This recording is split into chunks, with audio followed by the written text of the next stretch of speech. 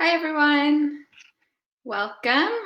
If you can hear me and see me, please let me know in the chat box that everything is good to go. I always just like to make sure. Wonderful. Hello, Michael. How are you doing? Everyone's good?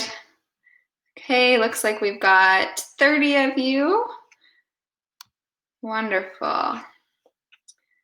All over the country as well. That's great. I love to see where you're all from. Wonderful. Okay. So yeah, there's 30 of you right now. We had 47 registered, so hopefully we'll get some more people. Oh, look, we have someone from Halifax. Hi, Devin. I'm from Halifax as well. Wonderful. Okay, so we are going to get started. It's that time. You can continue to tell me where you're from if you want in the chat. I always do love to see that. So welcome to our webinar today. It's good to see so many people here. I actually logged in an hour ago because I forgot that it was scheduled for Eastern time and not Atlantic times, and nobody was here with me. And then I realized that that was why it was the wrong time. So I'm super happy that we actually have lots of you here today, because earlier I was a bit sad that I didn't have any friends to talk to today. So thanks so much for being here on time. I really appreciate it. So today we're going to be talking about sports supplements. So some of you probably were in my webinars in the past. I did mention that I would be doing this webinar in my webinar last week, and I know quite a few of the people who were at that webinar registered for this one during that session. So if you did that, then welcome back. Great to see you all here. So yes, sports supplements is going to be our focus today. In case you have not attended a webinar with me before, my name is Madison Walsh. I'm a health promotion specialist working out of CFB Halifax. I am a registered dietitian and have a master's of public health. So that's a little bit about me and my background. Love talking about all things nutrition. That seems to be my focus for all of these webinars because that's my favorite topic. And sports supplements and supplements in general definitely falls under that type of category. So that's what we're going to be focusing on today. The chat box is always there and always open, and I can see it the whole time. If you do have questions, that would be where you can ask them as we go along. Please feel free to ask questions as we go at whatever point, and I'll be happy to take a minute and answer them, and we'll also have a chance at the end to ask additional questions as well. So feel free to do that whenever your questions pop up. Another thing that I want to mention is that we are going to have a few polls, some of which are for our statistics purposes. So we're going to do one here in a moment, and then there's two at the end that are for the statistics that get sent up to headquarters. So I just ask that you fill out all of the polls when they go active, and I'll let you know when that is, because it's really useful for us to know the information about who's watching. It is all anonymous, so your names or information won't be connected to your answers, but it is really helpful to have those answers. So please make sure you answer them all and that you stick around until the end until you've answered all those polls before signing off at the end of the hour. That would be much appreciated. Thank you so much. So that's that. We're going to just go over a few kind of ground rules that we always do every time for these webinars. So just to remind you that all of our webinars, the presentations are the intellectual property of the Department of National Defense. So please don't try to reproduce them, like don't take pictures or videos or try to recreate them for yourself. Additionally, please use parental discretion if you have children in the house. All of our presentations are designed for an adult audience, not for a child audience. So make your own decisions on that. Also understand that we're going with some privacy here. So if people do share things in the chat, then make sure that we keep that private and don't share each other's stories outside of this webinar. That would be great. And lastly, just know that this webinar is recorded and will be available for viewing later on the cafconnection.ca website. I'm going to send you a link if I can find it. I had it before. Oh, I seem to have lost it. Well, I'll find it later. and I'll send it to you at the end, maybe, because some people have had trouble finding that link to the presentation. So if you do have trouble finding them, then let me know. I'll send you the link at the end. I just don't know where I placed it right now, so I'll find it and I can send it to you in the chat. So those are kind of our ground rules. Hopefully that works for everybody. And without much more ado, we will jump right into our topic for the day. But one more thing before we do that is we do have our very first poll. So I would love to know what your affiliation is with the CAF community. So I'm going to make that poll live right now. Please do answer it. Like I said, it's anonymous. It won't be associated with your name or anything. We just like to know what our audience is like. So I'm going to put that one live now. It should appear right next to the chat function in your screen. And I really appreciate you answering that. Thank you. Give you a moment to do so.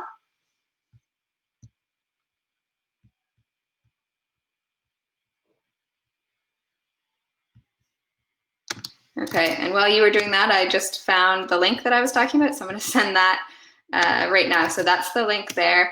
I think the Kingston website has done a really good job at putting them all together. So that's the one that I've sent there. So all of our old webinars are available for your viewing, and this one will be as well if you want to rewatch it or recommend it to a friend. So they're all there once they're recorded and added to that website, just so that you know. Okay, so let's check our poll here. We've got 33 answers and there's 33 of you. Wonderful. Thank you so much, everybody. I really appreciate that. Okay, so now we're going to jump into our topic of sports supplements. Now that we're doing that, I'm going to turn off my camera to make the screen a little bit bigger so that you can read the slides a bit easier. And I'll jump back on at the end during any questions so that we can have a little chat then. So I'll go ahead and do that now. You should still be able to hear me if there's any issues, but it should be okay. All right, so jumping in, I have another poll. This one is not for our statistics purposes. This is just sort of for fun. So answer if you want. No pressure on this one though. I would love to know if you have ever taken a sports supplement.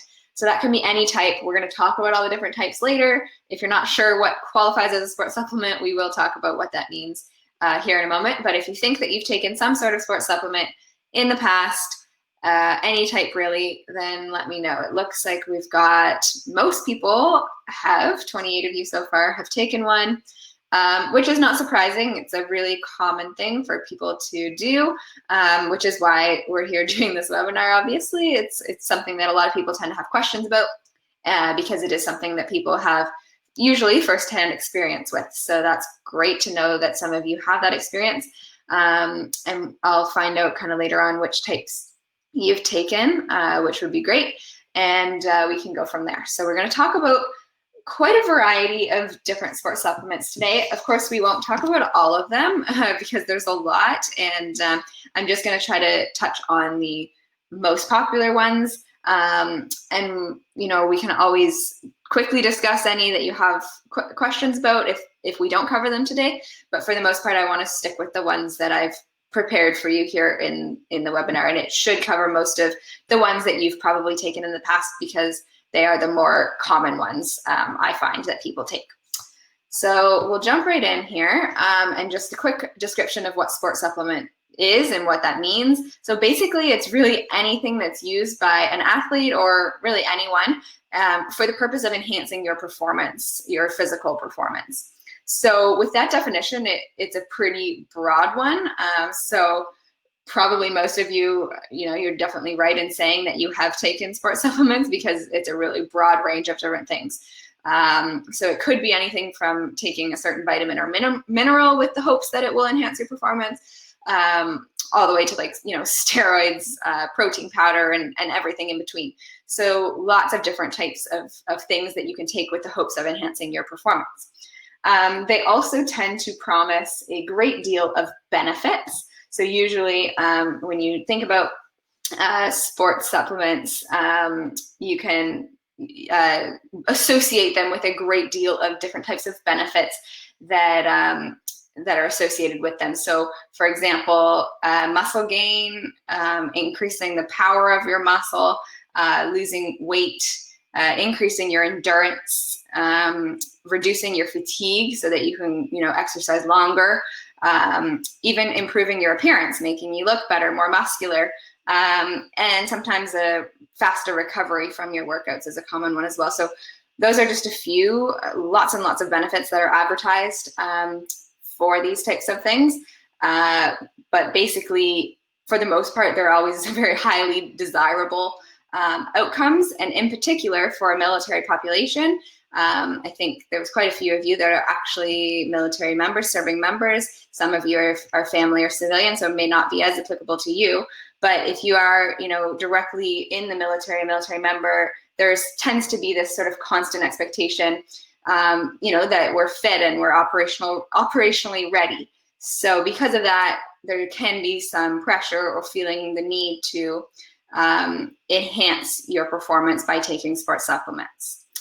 And Tyler, I see you made a comment there about the S word. I'm assuming you meant my mention of steroids. We won't be talking too much specifically about steroids, but that of course is a very extreme example of a sports supplement. But for the purposes of today, we won't really be diving into the details of steroids. So just to clear that one up, because that is obviously a very complicated one. Perfect, thanks. Okay, and then it's really important also to mention that the market of sports supplements, it is just that, it's a market. And it, in fact, is a very successful market. It's $62 billion is kind of the net worth of the sports supplement market.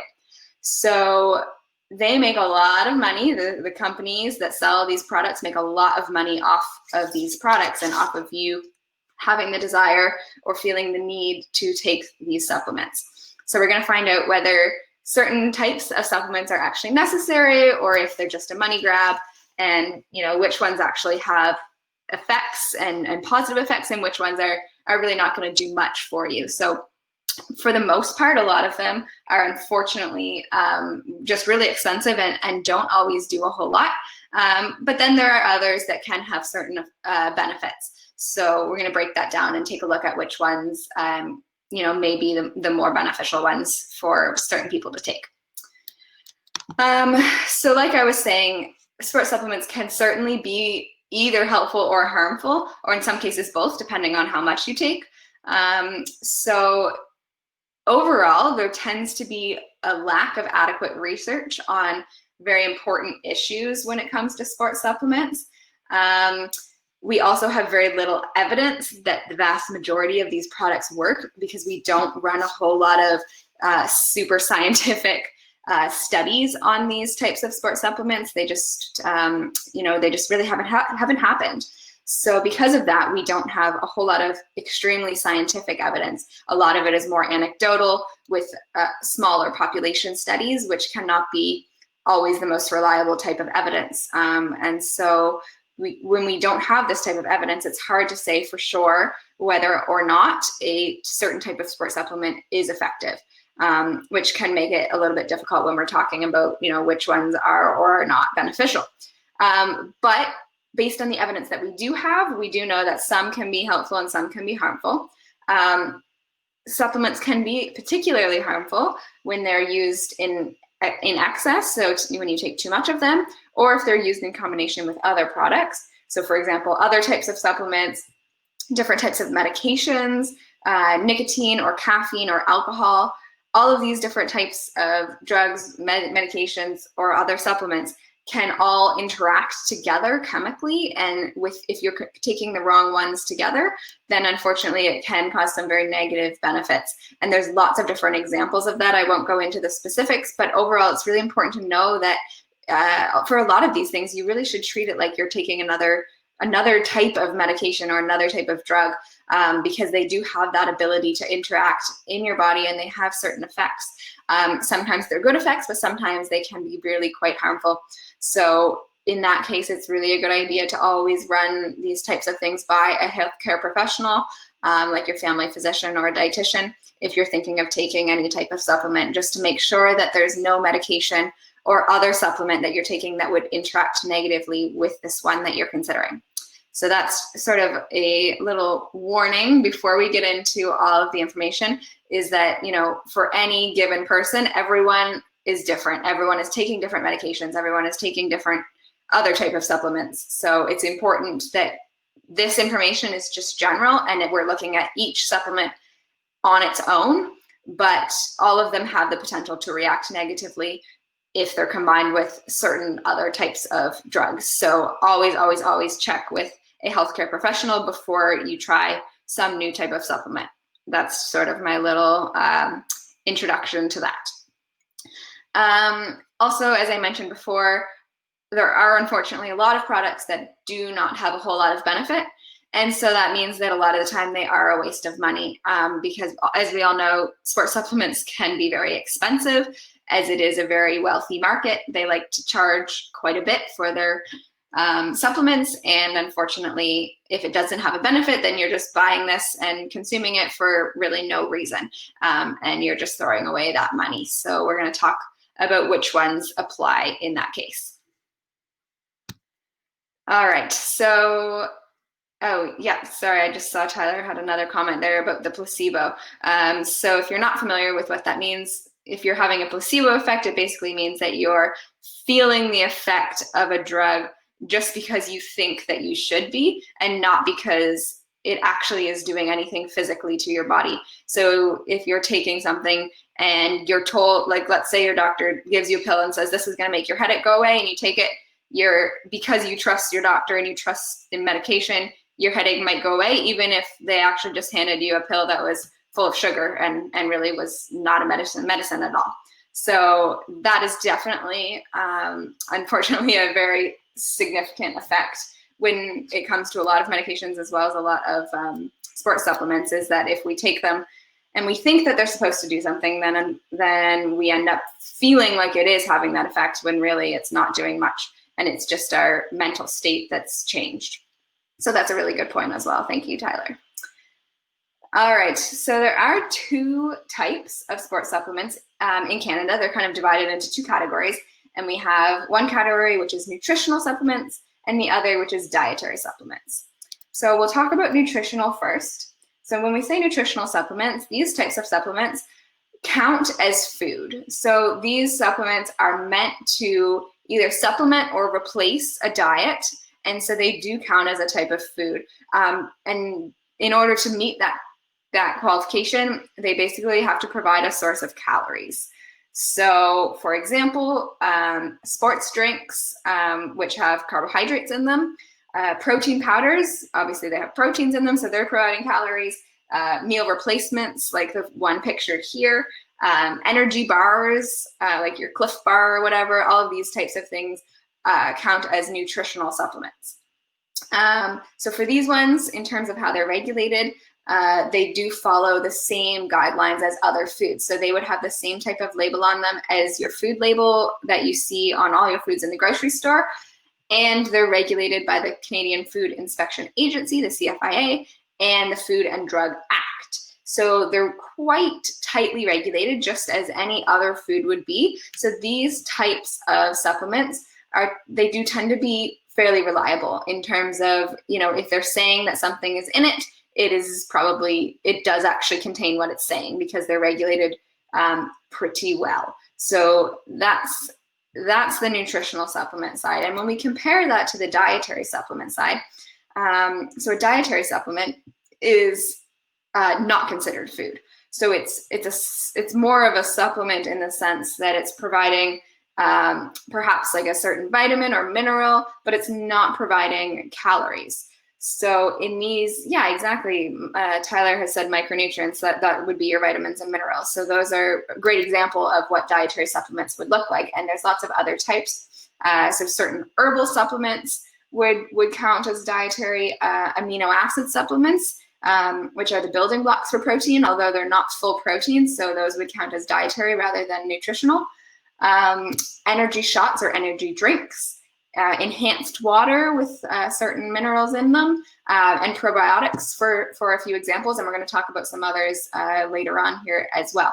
So these types of supplements since they're not considered food, they're also not regulated quite as strictly as our nutritional supplements are.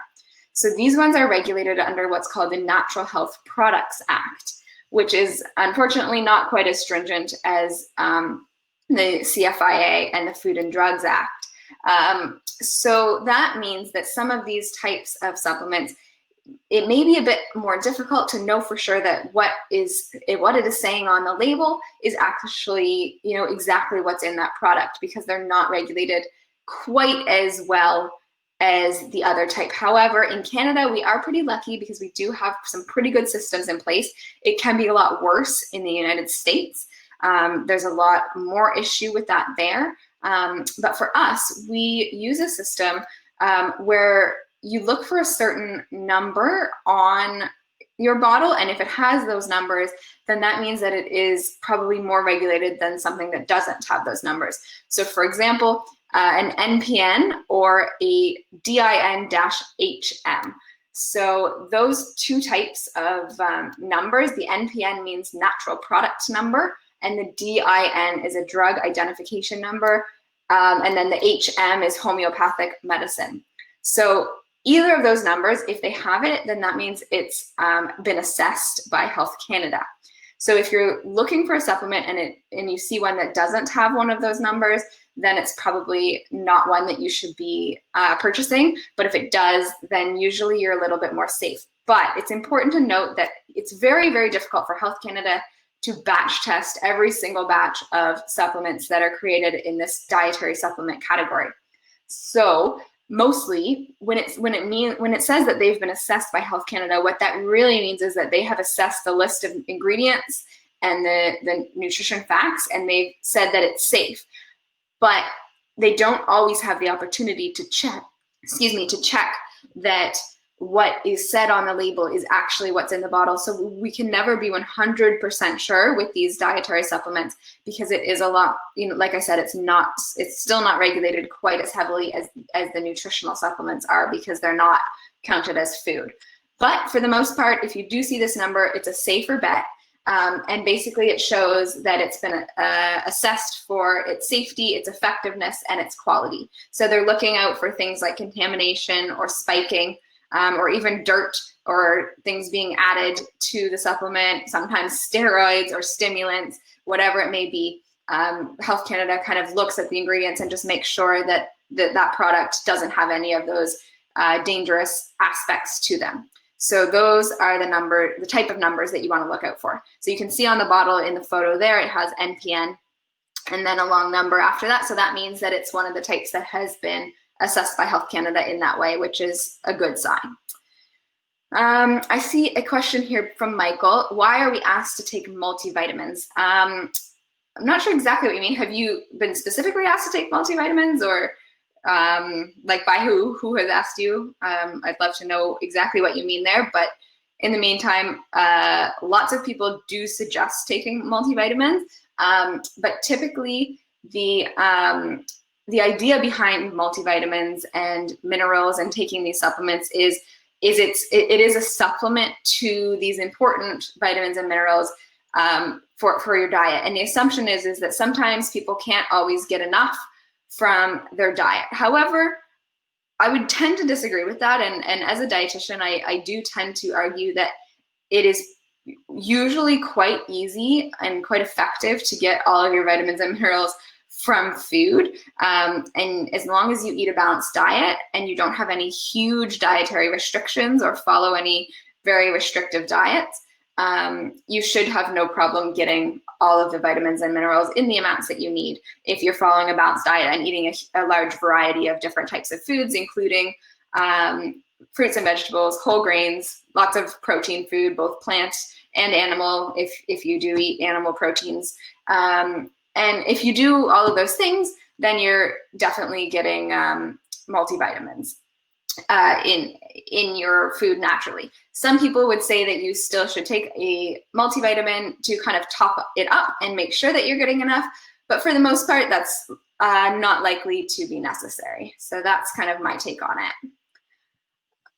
We have another comment here from Tyler. As long as my calories don't go over, I like getting extra nutrients, but I go to gym normally every day.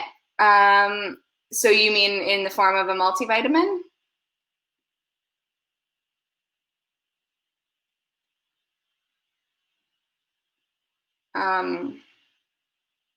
Yeah. So, I mean, it's definitely a way to get extra nutrients and extra vitamins and minerals if you do worry that you're not getting enough from your diet. But yeah, normally you can get them from food. So eating your fruits and vegetables and a balanced diet, you should be able to get them.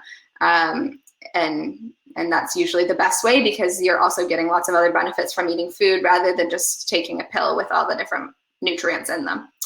So that's always the preferred way to get them. Okay. So we'll move on from that. So another point that I just want to make note of before we start talking about specific types is that natural does not always equal safe. So dietary supplements can always have negative effects or interactions with other supplements, medications, or even certain medical conditions, even if it's something that's all natural. So it's just important to note that, you know, the idea of something being all natural does not necessarily mean that it's always 100% safe for every single person to take. And that's why I just want to remind you that anytime you're looking to take an additional supplement, it's a good idea just to check in with a healthcare professional just to make sure that you don't have any issues with that specific one based on your own health status or medications that you take. All right, so we're going to now take a closer look at certain supplements, and I've divided it into our two categories here. So we're going to talk about two that are nutritional supplements, and those are protein powders and sports drinks, and two that are dietary supplements, and not two, we've got 1, 2, 3, 4, 5, 6 that are dietary supplements. So branched chain amino acids, caffeine, creatine, glutamine, glucosamine, and energy drinks. So those are the ones that we're going to focus on today. Like I said, there are lots of other ones, but these tend to be some of the more popular ones that are talked about the most. So these are the ones that we're going to go over together today. All right, so first one, I like to do this as the first one because it is probably one of the most popular supplements on the market, and that is protein powder. So what is it? Well, it basically is just a powdered source of protein. So it contains amino acids, and amino acids are the building blocks of protein. So by consuming this type of protein powder, any type of protein powder, you're getting additional protein through amino acids. So in terms of what protein powder claims to do through its marketing, typically the three biggest ones are that it claims to build bigger muscle, increase your muscle strength, and improve your stamina. And that tends to be kind of where their advertising is focused. And really, I really say the big one is building your muscle. So really, it's huge. It's huge in this marketing area. It loves to advertise that if you eat more protein in the form of protein powder, you're going to build bigger muscle and get stronger faster.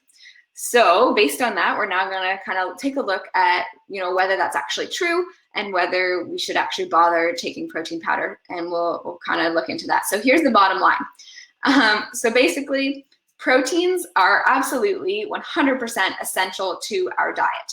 And if we do not eat enough protein, it will result in muscle loss, which will then lead to reduced performance, physical performance, and delayed recovery in our muscles. So it will take longer for them to heal after each workout.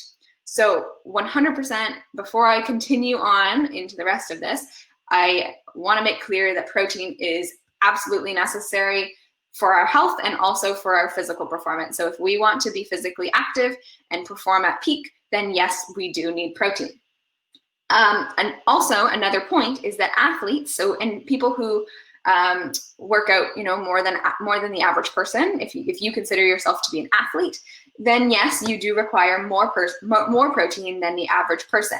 The average person requires about 0.8 grams per kilogram. An athlete can require up to 2 grams per kilogram. But the important thing to note is that most North Americans actually consume far more protein than even an athlete needs. So most people consume at least 2 grams per kilogram of protein, if not more, even if you're not an athlete. And that's just the nature of the North American diet. That's kind of how we've designed our diet. We do eat a fair bit of protein for the most part, especially if you do consume animal products. Then you would probably be getting more than enough protein every single day. So that's kind of the background there about our protein needs. the other thing is that your body can only use a limited amount of protein per day. So the body only has the ability to use a certain limited amount of protein in order to build new muscle and repair muscle.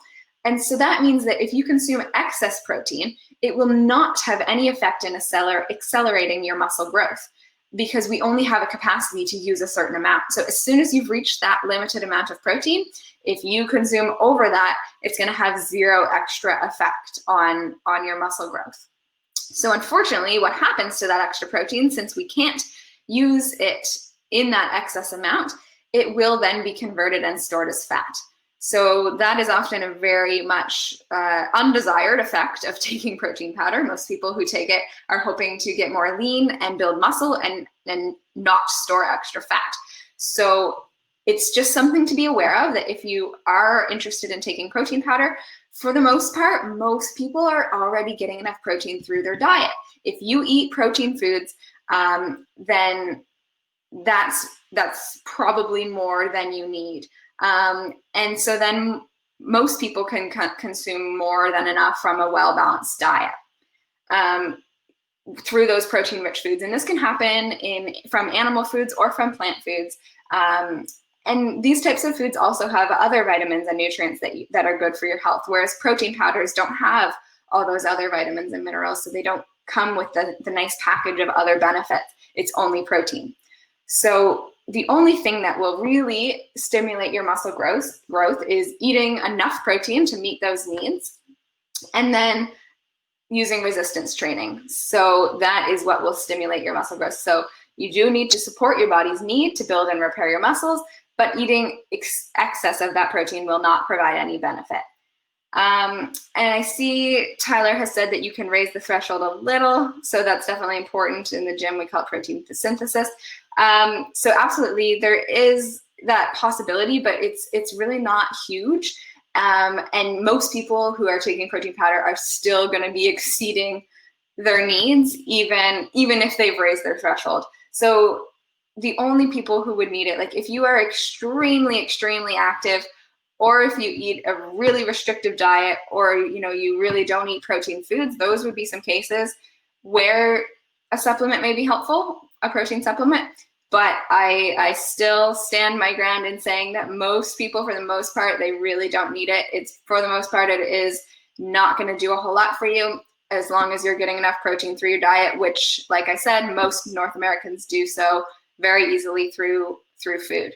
So that's kind of the bottom line when it comes to protein powder. Most people really don't need it, and your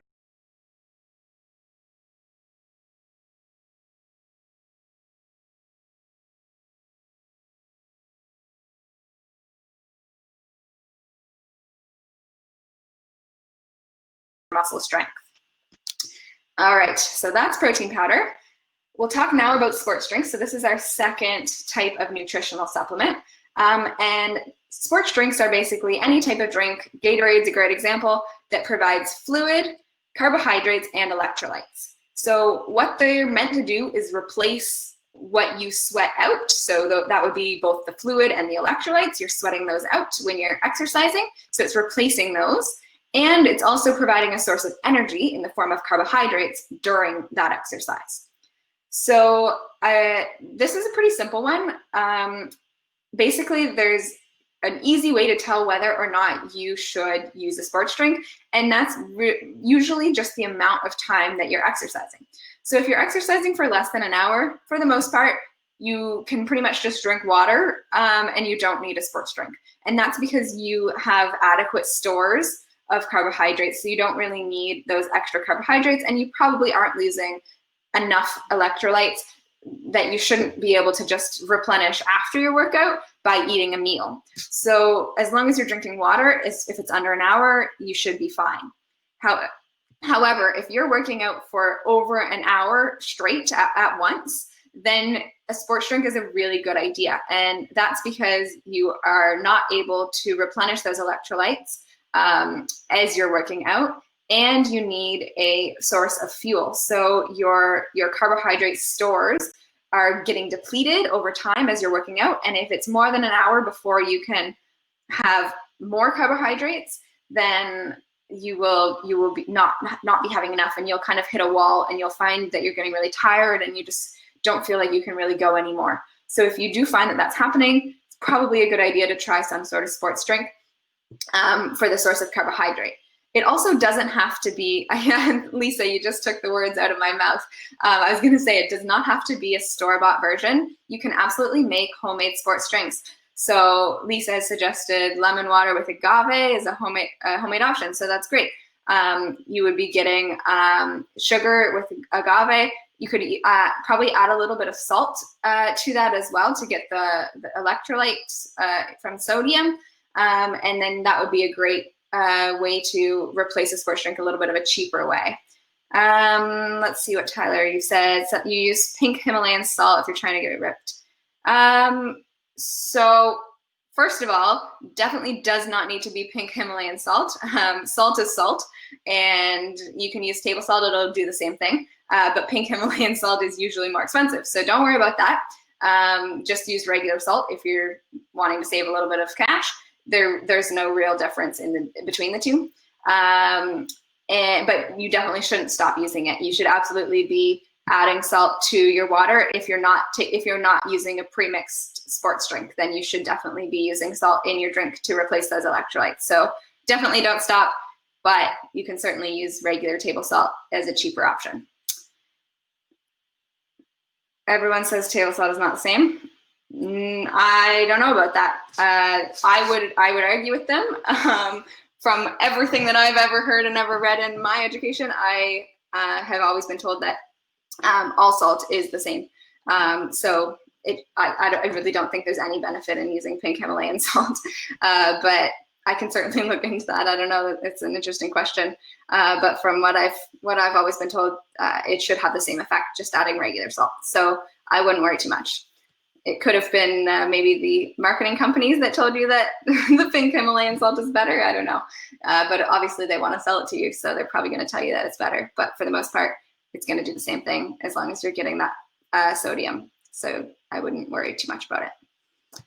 Alrighty, we'll move on now from sports drinks. So that's a pretty simple one. Basically, use them if it's more than an hour. Don't worry about it if it's less, and you can absolutely make a homemade version. There's lots of recipes to make homemade versions online. If you want to Google those, they're readily available. Or you can just drink water with a little bit of salt, and then have a carbohydrate snack while you're working out. So like there's those little sports gels that have carbohydrates, or even just a handful of jelly beans is going to give you the kind of burst of sugar that you need. So there's lots of different ways that you can do it, but making sure that you need your fluid, you need your carbohydrates, and you need your electrolytes if you're working out for more than an hour. All right. Okay, so next we're going to talk about branched chain amino acids, or most commonly known as BCAAs. So branched chain amino acids are basically types of essential amino acids. So when we say essential amino acids, we mean it's a type of amino acid that our body cannot create on its own. So we need to eat them in our diet. We need them, they're necessary for our health, but we can't make them. So the claim around these branched chain amino acids are that they increase muscle tissue and reduce protein breakdown after a workout. So pretty similar to protein powder. Basically, it's really focused around that muscle building. So looking at the bottom line and whether or not they're really necessary, in the end, similar to what I said with protein, our needs for these types of amino acids can pretty easily be met by following a balanced diet. So in some people, we do see a benefit, and that benefit is typically increased protein synthesis and lean muscle tissue. But those benefits are seen primarily in untrained individuals. So if you are someone who does not regularly work out, then you may see this type of benefit by taking branched chain amino acids.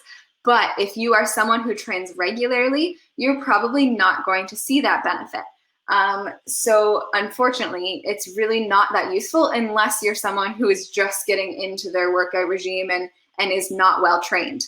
That's really the only time that you're going to see that benefit. So like I said, you can easily meet your needs. We don't need extra of these amino acids as long as you're eating a balanced diet. Most animal proteins are 25% branched chain amino acids, so they've got lots of them. If you do consume animal proteins, there are also lots of plant-based sources of branched chain amino acids. A few include pumpkin seeds, buckwheat, brown rice, cashews, lots of different options. So those are some great ways that you can get branched chain amino acids in your diet. I always would argue that it's best to get your protein and your amino acids from food rather than from supplement whenever possible. So again, unless you are really struggling to get enough in your diet, there's really no need to consume these either protein powder or branched chain amino acids. All right. So that's pretty much it for that one. We'll move on here to caffeine. So caffeine is probably the most widely used drug in the world, and it's a naturally occurring stimulant that comes from a variety of plants. And it is, of course, what we find in our coffee and our tea, but it can also be sold as a sports supplement. So when it is advertised as a sports supplement, it claims to increase your mental alertness, it elevates your metabolic rate, they say it can reduce your appetite, improve your endurance performance, and reduce fatigue. So if you're someone who drinks coffee or tea, you probably already know that caffeine does have a lot of these effects on your body. So whether or not you should take it as a sports supplement is kind of a whole different question. So we'll look into that here. So what it comes down to is making sure that you're taking it in the right amount and kind of around the right time. So caffeine can actually enhance your performance for activities that are over 1 hour. So if you're exercising for longer than an hour, you can see some performance enhancing effects. However, these are only seen in the specific amounts that you see here. So an intake of 100 to 200 milligrams is kind of ideal, 30 to 90 minutes before your workout. So if you're consuming that much caffeine, then that's where you're going to see that benefit. But if you take more than that, it will not improve your performance, to a greater degree, and you may actually see some negative side effects. So unfortunately, it's only effective in that amount. There's no need to take more. So if this is something that you are interested in, know that it can be effective. And this is probably one of the ones where, it may not be a complete waste of money if these effects are something that you're looking for, but make sure that you're not taking too much, because if you're exceeding the 100 to 200 milligrams, or if you're taking it and you're not exercising for more than an hour, then you're not going to see these benefits. So only take it in those amounts about 30 to 90 minutes before the workout.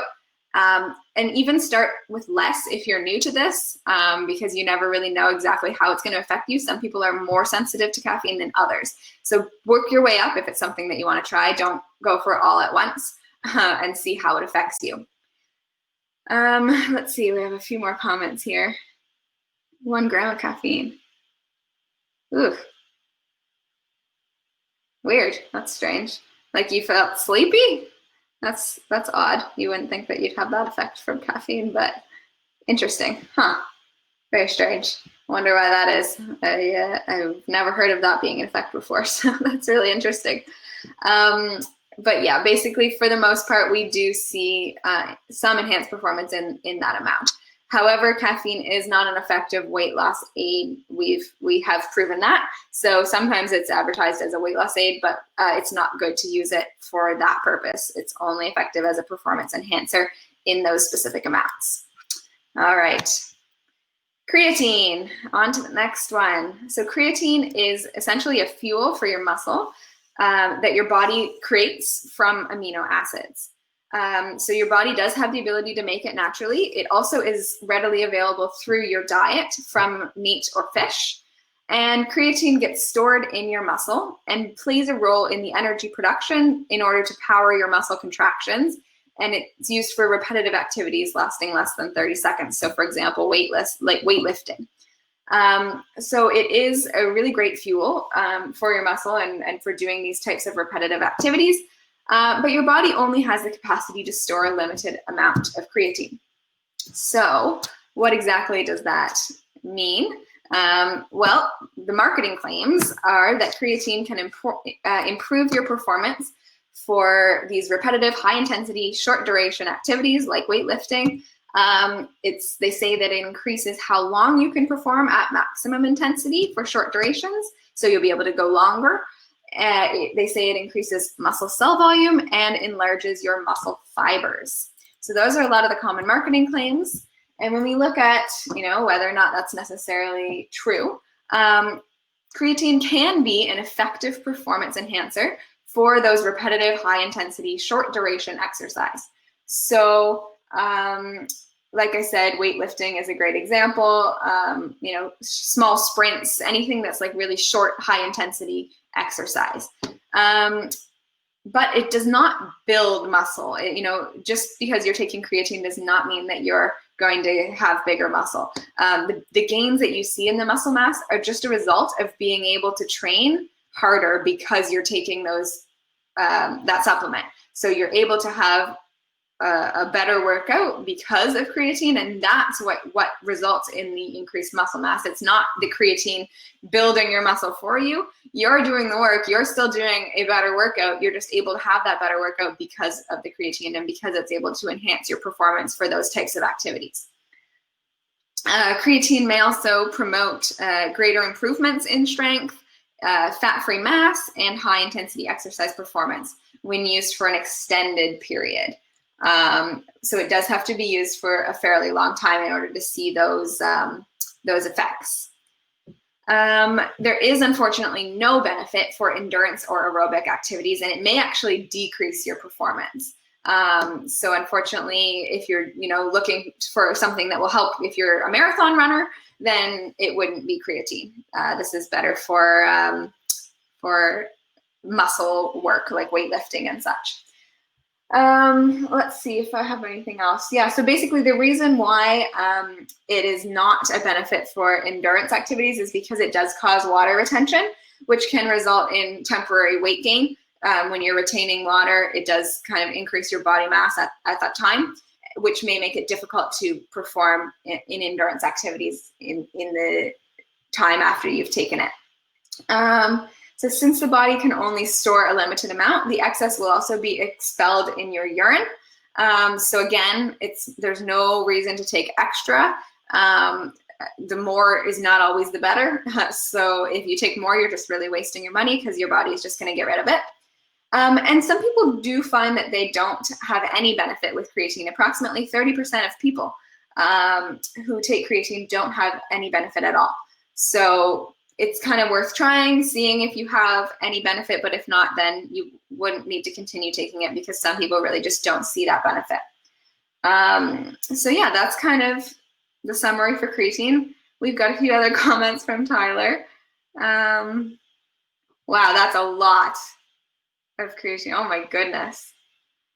Yeah, that's probably to do with the water retention and such. Yeah. Yeah, because you definitely need to take it with liquid because it does retain water in the body. So that does not sound very healthy. Certainly don't take more than is recommended. All right, moving on. Glutamine, next one. Okay, so what is this one? So it's an amino acid, and it's the most abundant amino acid that's found in the body. It is a non-essential amino acid, so as opposed to the essential that we were just talking about a minute ago, this one is one that we can create in our bodies, so we don't need to get glutamine from our food. We can make it in our bodies, but we can also consume it. That's fine. And it's used as a fuel source for many of the cells in our body. So the marketing claims for this amino acid, the companies like to say that it will increase your cell volume, it stimulates protein and glycogen production. It also prevents breakdown of muscle after exercise, helps with muscle gain, and helps reduce injuries. And lastly, they say that it enhances your immune function. So lots of different variety of claims for this one, but we'll take a look on whether or not that's true. So unfortunately with this one, there isn't a whole lot of compelling scientific evidence that glutamine helps to build muscle mass or improve exercise or muscle performance in healthy adults. So really, it's not one that's really worth taking or worrying about too much. There are some studies that show it may help to improve your immune function after a strenuous exercise. So it may help to prevent you from getting sick if you're exercising really intensely, but there's really not going to be much of a benefit for your muscle mass or your performance. So in this case, probably one that you want to skip and not worry about wasting your money on that one. All right, up next, glucosamine. Oh, I see one other comment there. Puts in tons of other supplements too. Yeah, standalone is a waste. Yeah, good. Glad to see you agree on that one, Tyler. Thank you. Okay, so this one, it's a building block needed for the production of healthy joint cartilage. So this is a bit of a unique one. It's marketed not so much for muscles, but mostly for joints. So it helps, or they say it helps to decrease joint pain and swelling, increases your joint mobility, thickens your joint cartilage, and improves your overall ability to function. So is that actually true? Does it actually help? Well, really the bottom line says that it does slow down the cartilage degeneration, and it does reduce the degree of joint pain if you're an active individual that is potentially at risk for joint pain and joint issues. It may also help to postpone or prevent joint problems and can improve joint function for some people with osteoarthritis, which is really great. So this is something that's actually sometimes prescribed for people with osteoarthritis. But some people do not respond to the use of this, whereas others respond quite well. So again, this is one that could be worth trying if this is something you're worried about. If you're in a heavy training program or you have a family history of joint problems, then it may help to treat or prevent those problems. But you may not see any benefit at all. So if you want to test it out, then for this one, you would need to take 500 milligrams 3 times per day for 3 months in order to determine whether or not it is working to reduce your symptoms. So you could try that. It's a long period to try it out. But if you're interested, if you do have joint problems, then it may be worth a try to try to limit those and relieve that pain. But like I said, you would have to take it in the 500 milligram dose 3 times a day for 3 months. And only after that would you be able to tell for sure whether or not it's actually made any difference. And if it didn't, then you could stop at that point. And if it did, then you'd keep going. So that's kind of the summary for this one. All right, energy drinks. So this is a bit of a weird one. It's not always included in sports supplements, but I do think it's important just to touch on because sometimes they get confused with sports drinks. And it's really important not to confuse the two of these. So just quickly, because I think we all know what these are, they're beverages that provide us with energy and typically have high levels of sugar and caffeine. They claim to boost your energy, enhance your athletic performance, improve your alertness, and improve your concentration. But there's really not a lot of evidence that they improve your performance. They do certainly give you energy and boost your alertness and all of that, but they don't necessarily improve your performance.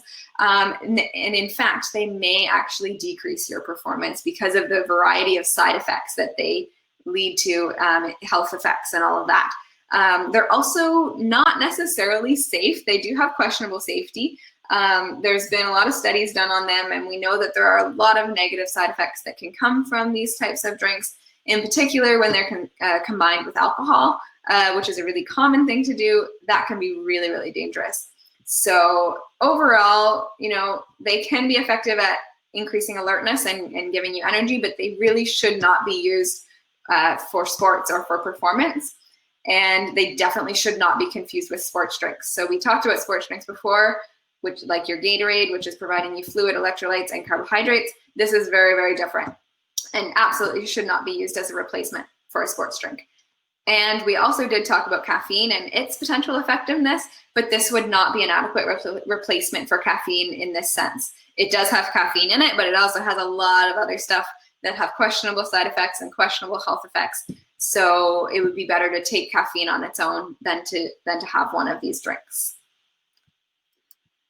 Okay, so we've got some more comments from Tyler. I really appreciate your commentary here. It's lots of fun. A last option, yeah. Yeah, they're really bad.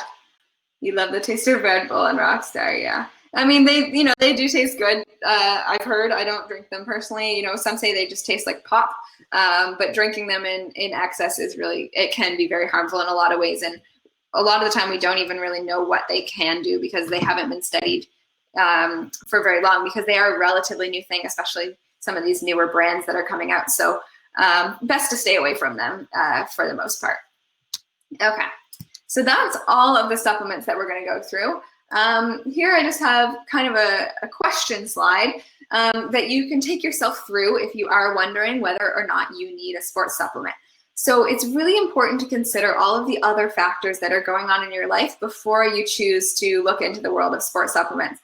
So for example, you want to make sure that you're eating and sleeping well. You want to make sure that you're training properly and not training too much.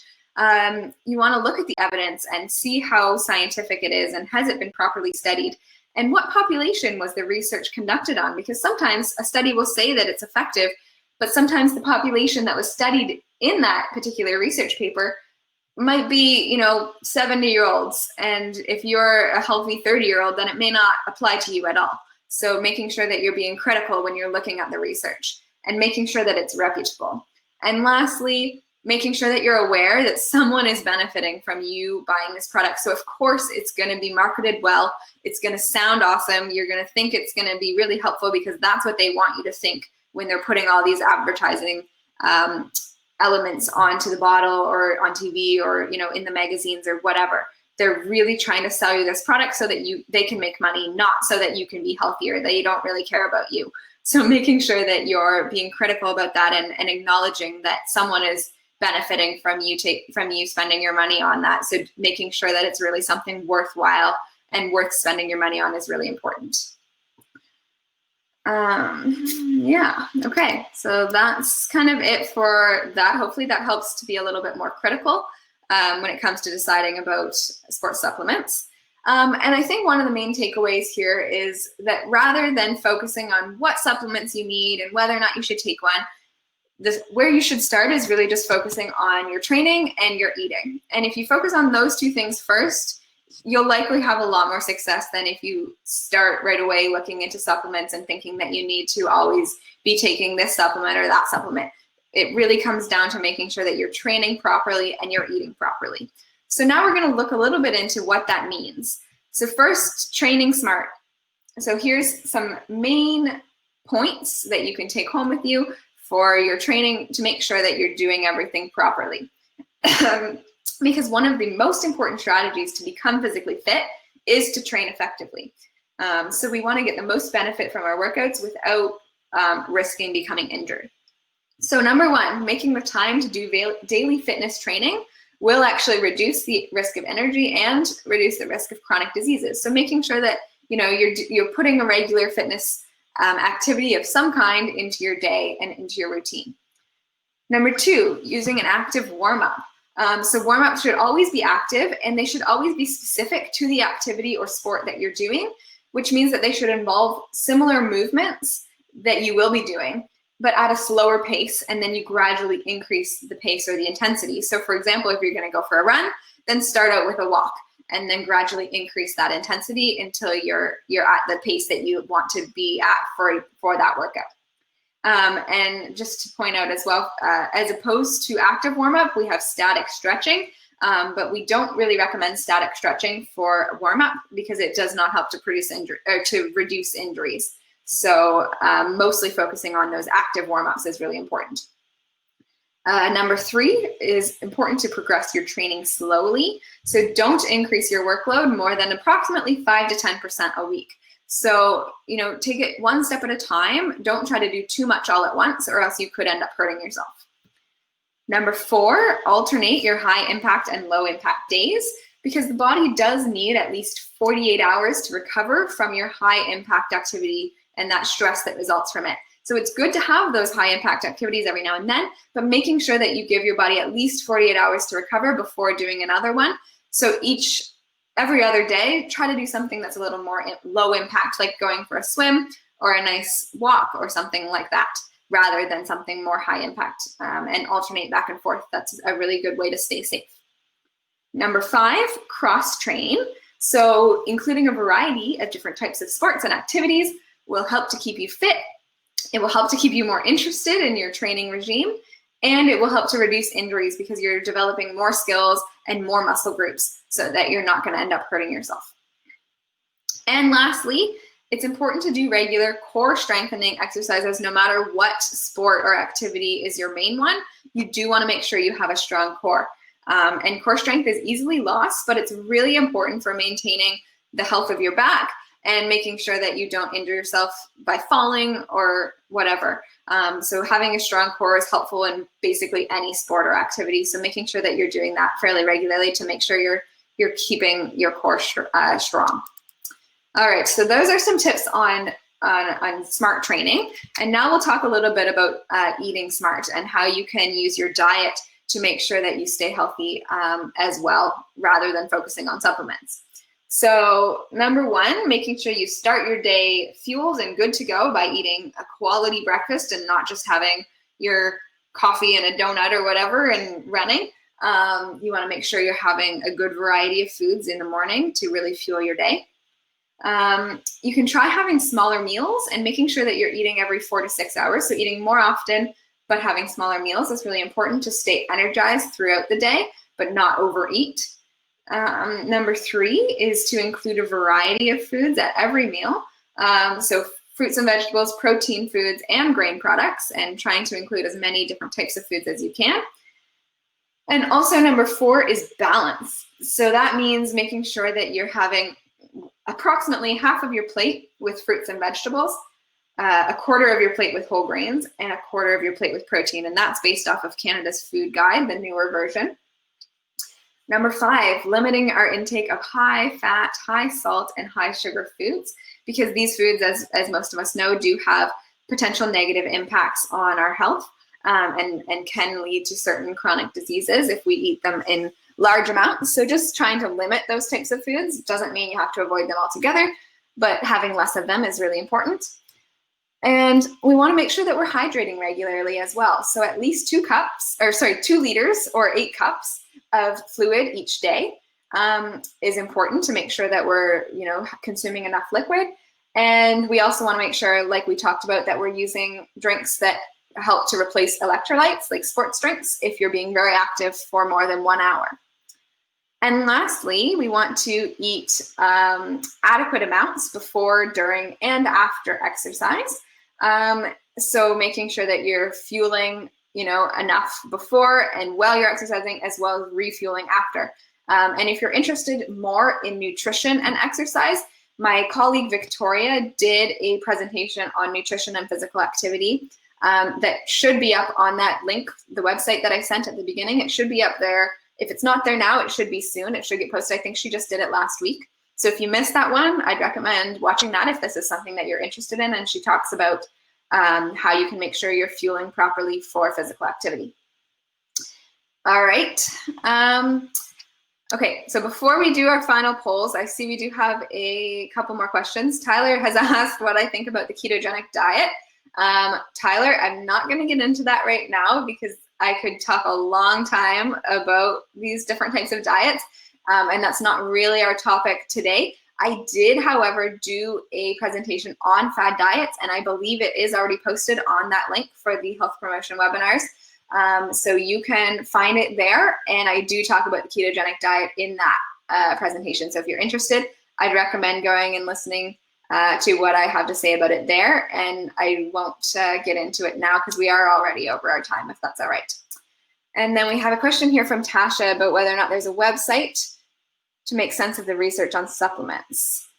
That's a really good question. I don't have any off the top of my head. That's a good idea. I might have to look into that and see if maybe PSP can develop some sort of resource, because I do think that would be really helpful. Actually, now that you make me think about it, I'm going to turn my webcam on here again for a second, and I'm going to show you presentation, if you can see. So it's called Performance Enhancers, Facts and Bottom Line, and it is created by Strengthening the Forces. So it's a really great resource. It goes through a lot of different types. Most of the ones that it goes through we talked about today. There's glucosamine and glutamine. So it talks about them. I kind of use this to make my presentation. So when you're back in the office, I think at most bases, the PSP offices have these available, or the health promotion offices. You can try to look for them. It's a really great resource because it takes you through the science of a lot of different supplements. I talked about most of them today, but there's a few that I didn't talk about just for the sake of time. So there's lots of really good information in that. So that's a really good resource if you're interested in it. You should be able to find it on most bases. I know we have them at CFB Halifax in the health promotion office, so you can get them from us if for those of you who are in Halifax once the base is open again, and hopefully you can find them at other bases as well. Okay, so hopefully that helps. We're now going to do our few final polls. So we'll do those first, and then if there's any other questions, I can answer those at the end. So next one here is, I just love to know whether or not you feel that you can apply what you have learned today into your daily living. So please answer that. Keep in mind the negative answers are at the top and positive at the bottom. So we've had some confusion about that in the past. Okay. So please make sure you do answer that. Like I said, I don't even know which one of you have answered which, so I won't know what your answer is. So it's completely anonymous. So please do answer, everyone, if you can. It really does help for developing webinars in the future. And while you're finishing up that one, I'll open up the next one. So this one is more focused on the platform.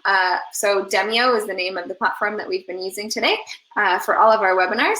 So we just want to make sure that nobody's having any issues with them. So I'm going to just go back to our poll here, and I'll make one more live there, and you can let me know whether or not you were satisfied with it. So if you had any issues or anything, then you can say that you weren't, so that we know that people are having issues. Let me just put that one up there. There we go.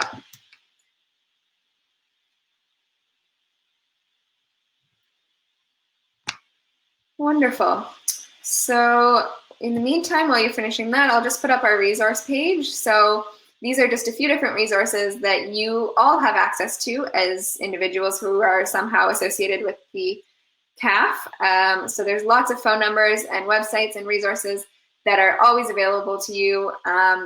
They're really great, really helpful, especially during this crazy time with coronavirus, but they're always available anytime as well. So make use of them if you feel that you need help or support. You can take a picture of this one if you so desire, if you want to keep those phone numbers or websites. So feel free to do that. I'll give you a moment to do that.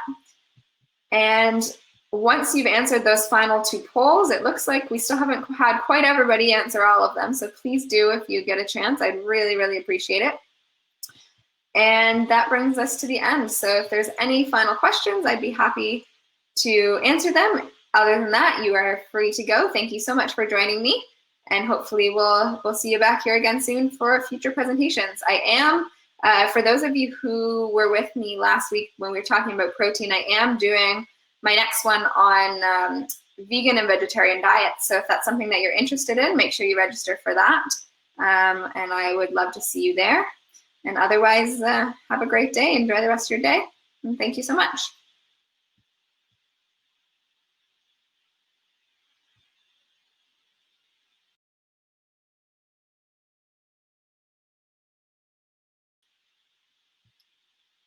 Michael, I just saw you had a question there about the amount of emails. Is that from Demio that you're getting emails? I honestly didn't know that people were being sent a lot of emails. That's really interesting. I wonder what that's about. Give me some more details about that. And in the meantime, Kelly, I can definitely put up the link for my next one. I'll give you that in 1 second. I'll just go find it. One moment.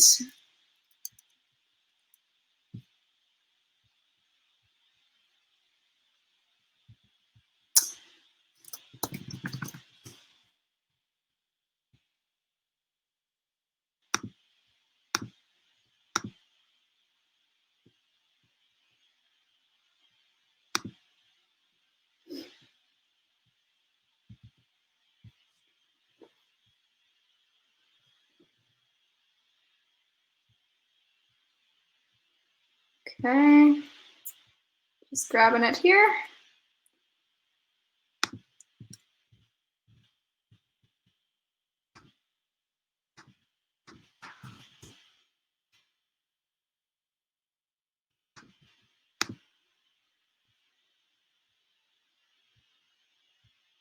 Okay.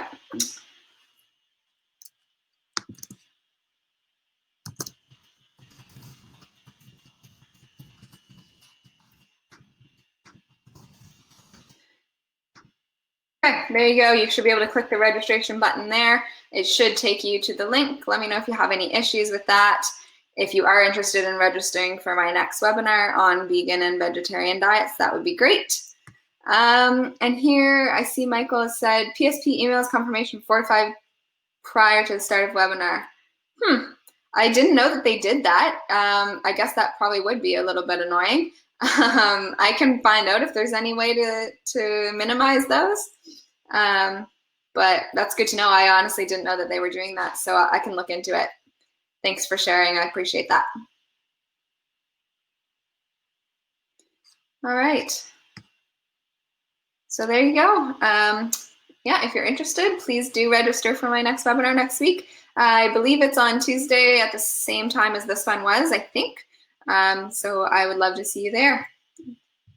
Thanks so much, everybody. Have a great day.